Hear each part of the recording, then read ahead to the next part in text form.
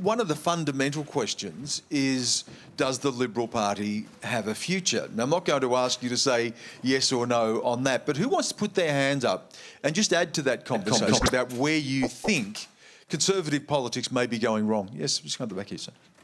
So I'm a member of the Liberal Party. Oh, yeah. And I come from like a line of good, successful Liberal men like George Swinburne, and they would be rolling in their grave if they knew what the party had become today. Just infighting and focusing on like issues that aren't electorally relevant for the people. Like we need to get back to like addressing Australian issues for Australian people, and not focusing on just clickbait headlines and stuff that make the makes the news, right? Makes the front page. It's like more redeeming this, more redeeming that. And we refuse to actually address the problems that can make us electorally successful again. And the Labor Party did a damn good job coming back from their 2019 loss and reinventing themselves. So what does Liberal Party 2023, 2024 look like in terms of leadership and the issues that you believe it should be focusing on? Well, we saw the moderate wing get destroyed last year, and so how are we supposed to come back from that in the parliamentary wing if there's no one there to have that voice? And so we have to wait till 2025 and hopefully some of them get back, and then we can rebuild from there. I don't see any actual rebuilding until that happens. Does anyone else have any view? Oh, yes, just over here. I'll just pass this along because I can't actually reach in that far. Nicole Bluefield, Wiradjuri woman. From an Aboriginal perspective, I'm only 50 years of age, and I say to all parties, when you can learn to show some leadership to the rest of Australia and not carry on the way you do in Parliament House, then maybe then we can have some conservatism in this country.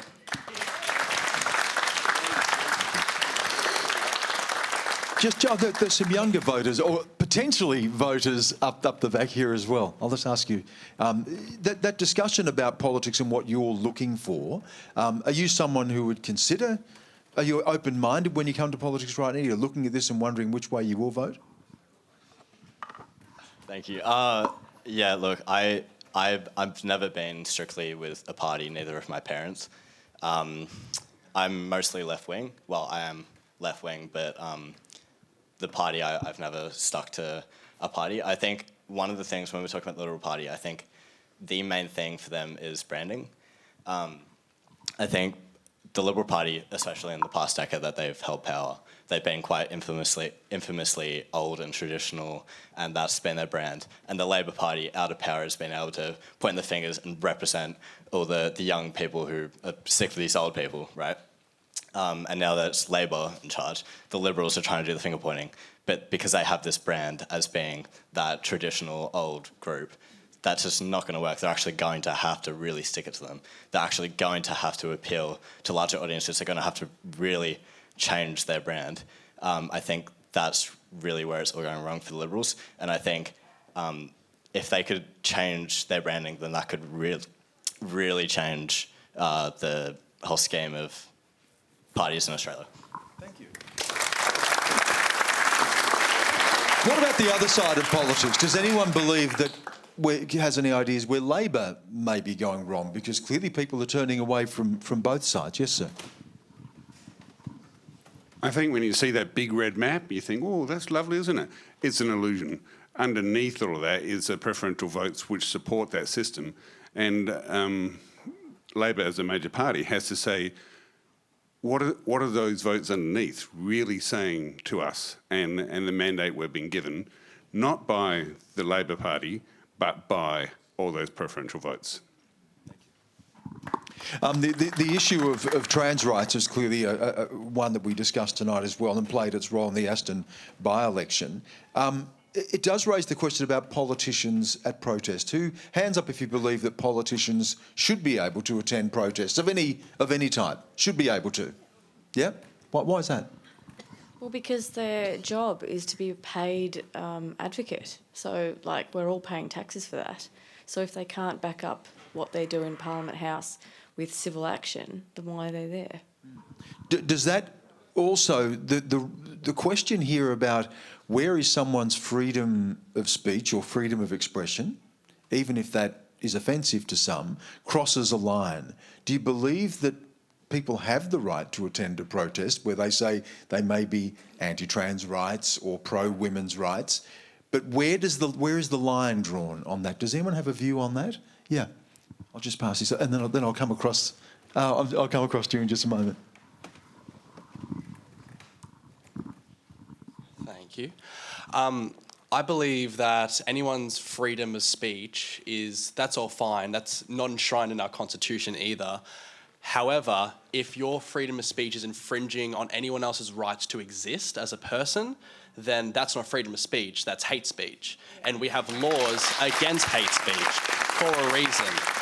And when you come on to, you support a person, fine, you support a person all you want, go to their rally, as Moira did, go to that rally, you have the freedom to attend that protest, but you have to deal with the consequences of what you support by attending that protest. It's not simply just, I support women, therefore I'm going to attend this protest. You are actively anti-trans women who are women. So there's no such thing as I support women, I'm going to this rally. It's I don't support trans women, so I'm going to this rally. Someone waiting very patiently down in the corner down here, so I'll just come across to this corner. Watch your step there. Hey. Had Moira Deni not attended that protest, it would have saved the Liberal Party a lot of bad PR.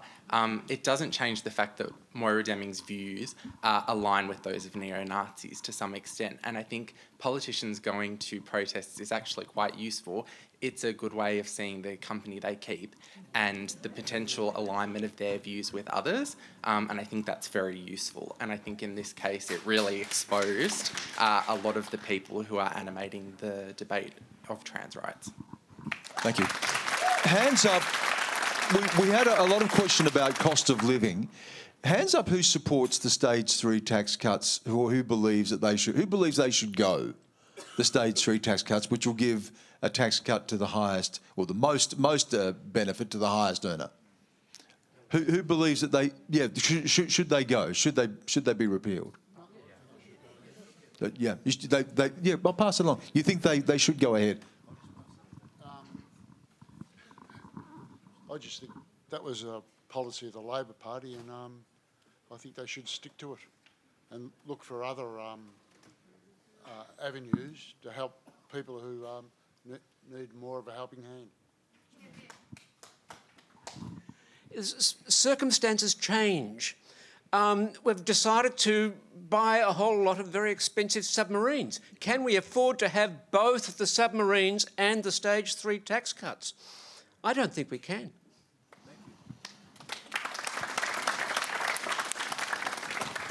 And what about that commitment for those on JobSeeker? And we didn't really get an answer. We're going to wait and see what happens in the budget. But who believes that it's about $750 if you have a dependent.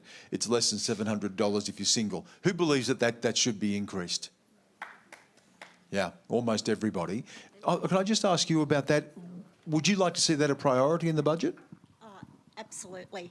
There are too many people in this country that are really struggling, and people on benefits at the top of that list.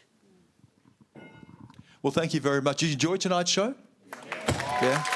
I enjoyed tonight's show.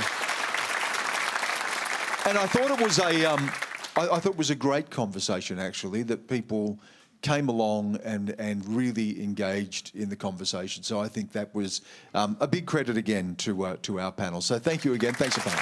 Thank you.